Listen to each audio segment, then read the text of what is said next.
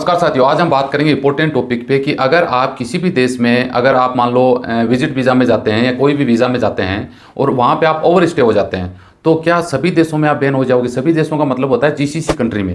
अब जीसीसी में gulf countries, खाड़ी countries, Saudi, Kuwait, Dubai, Oman, Bahrain, Qatar, ये कंट्रीज आती हैं। आप सबको पता होगा। यहाँ पे हम बात करेंगे कि अगर आप यूएई में जाते हैं, ओवर स्टे हो जाते हैं, तो आपके साथ क्या हो सकता है। क्या आप सभी अन्य जो कंट्री हैं, गल्फ की जो खाड़ी देश हैं, जीसीसी कंट्री हैं, क्या उनमें बैन लग सकता है। अगर बैन लगता है तो बैन क्यों लगता है, इसका कारण क्या है, कितने दिनों में, कितने दिनों के लिए ये बैन आपके ऊपर लगेगा, कितने देशों के ऊपर ये बैन लगेगा जिन देशों में आप नहीं जा सकते, और ये बैन का मेन जो रीज़न है वो क्या कारण है। क्या आपको जहाँ से आप वीज़ा लेते हैं वो ट्रैवल एजेंट आपको भगोड़ा घोषित कर देता है या अब्सकॉन्डिंग का केस आपके ऊपर कर देता है तो क्या पुलिस आपको पकड़ लेती है।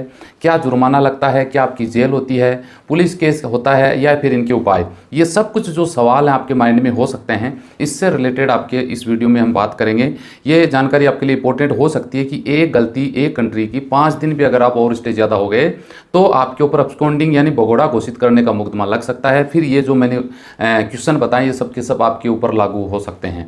तो इस पे डिटेल से हम बात करेंगे। वीडियो अच्छा लगे तो लाइक शेयर करिएगा, चैनल जरूर सब्सक्राइब करके रखिए ताकि हर रोज नई अपडेट मिलती रहे। सवाल है तो कमेंट कर सकते हैं ताकि नेक्स्ट वीडियो में डिस्कस किया जा सके। तो चलिए शुरुआत कर लेते हैं। देखिए यहाँ पे हम फर्स्ट में बात कर लेते हैं कि अगर आपके ऊपर ऐसा कोई आरोप लगाया जाता है कि भाई आपके ऊपर आपको भगोड़ा घोषित कर दिया है, अब्सकॉन्डिंग का केस कर दिया है, तो केस करने वाली कोई नहीं तो यही सरकार है, नहीं वहाँ की पुलिस है। ये बात को ध्यान में रखिएगा।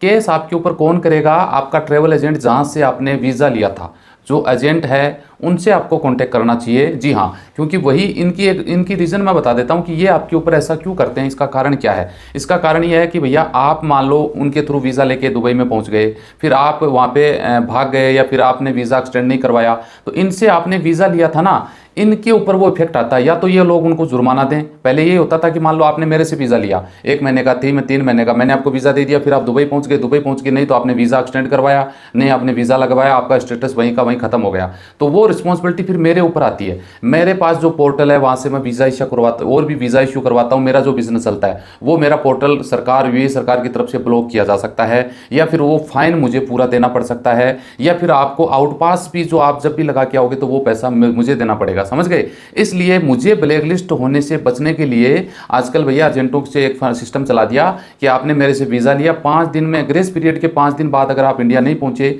वीज़ा एक्सटेंड नहीं करवाया, तो मैं आपके ऊपर भगोड़ा यानी फरारी का मुकदमा लगवा दूंगा, या फिर अब्सकॉन्डिंग इसको बोल सकते हैं इंग्लिश में, आपके ऊपर बैन लग सकता है। अब इस बैन में मैं बता दूं कि भैया आपकी दिक्कत हो सकती है कि आपके ऊपर पूरी जीसीसी कंट्री में बैन लगाया जा सकता है। यानी आप सिर्फ दुबई की बात, यूएई की बात नहीं कर रहा हूं। ये मुकदमा अगर लग जाता है आपके ऊपर तो आप फिर जो बाकी खाड़ी कंट्री हैं, Dubai, Qatar, Muscat, Bahrain, Saudi, Kuwait, इन कंट्रीज में भी आप नहीं जा सकते हैं। जी हाँ। आगे अगर बात करें तो भाई इसके अगर जुर्माना कितना लगेगा। मान लो कि आपका वीज़ा एक्सपायर हो गया, उसके बाद भी आप इंडिया नहीं पहुंचे, तो 2000 दराम फर्स्ट में आपके ऊपर फाइन लगेगा। 2000 दराम का आप समझ सकते हैं भाई, लगभग 43-44 हज़ार रुपये बन जाता है, और वो पर डे बढ़ता रहता है। ये नहीं कि इतना ही है, पर डे वो बढ़ता रहता है। इनका टाइम कितना होता है, मान लीजिए आपका ये प्रॉब्लम हो जाती है तो आपका 1 ईयर तक आपके ऊपर बैन लगाया जा सकता है, 1 साल तक। बाकी कंडीशन पे डिपेंड करता है।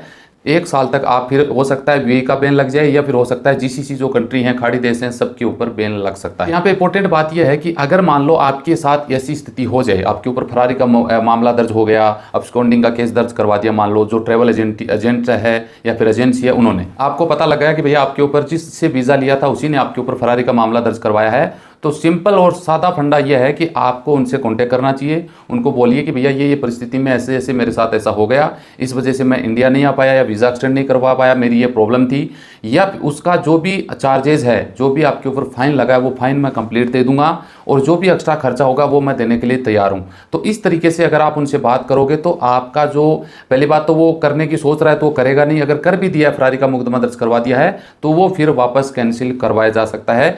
शर्त यह है कि उसमें आपको जो भी जुर्माना, फाइन वगैरह है, जो भी आपका प्रोसेस होता है वो कंप्लीट आपको करवाना होता है। और दूसरा ऑप्शन बेस्ट ये है, सबसे बेस्ट ऑप्शन तो ये है भाई, जिस मान लो आपने 1 मंथ का वीज़ा या 3 मंथ का, 2 मंथ का, जो भी आपने वीज़ा लिया है, उस वीज़ा को आपको टाइम होने से 1-2 दिन पहले रिन्यू करवा लो, बात ही खत्म हो जाएगी। इतने लफड़े में आपको, आपके ऊपर फरारी का मुकदमा लगना, 1 साल तक बैन होना, जीसीसी कंट्री में बैन होना, फिर आपका 60-70-80 हज़ार रुपये खर्च होना, है ना, आउट पास बना के आना। इससे झंझट ये है कि आपका जो जितना पैसा दे के गए थे उतना ही पैसा और दे दो, आपका वीज़ा एक्सटेंड हो जाएगा, आप ओमान चले जाओ, इंडिया आ जाओ, या दूसरा कैसे भी करके। यानी वीज़ा एक्सटेंड करवाना बेस्ट ऑप्शन है। सेकंड ऑप्शन है, मैंने बता दिया, बैन लग गया आपके ऊपर फरारी का मुकदमा, तो आप ट्रैवल एजेंसी से मिलकर ये प्रोसेस करवा सकते हैं। आप यकीन मानिए 2022 में लगभग 11,000 लोगों पे मुकदमे दर्ज हुए हैं, जिसमें विजिट वीज़ा वाले थे, परमिट वीज़ा वाले थे, इलीगल वर्कर थे, जो इलीगल तरीके से दुबई में घुस गए थे, या वीज़ा एक्सपायर वाले थे जिन्होंने कुछ भी अपना वीज़ा एक्सटेंड वगैरह नहीं करवाया। ऐसे 11,000 लोगों के ऊपर मुकदमे दर्ज हुए हैं, जो भविष्य में उनको परेशानी का सामना करना पड़ेगा,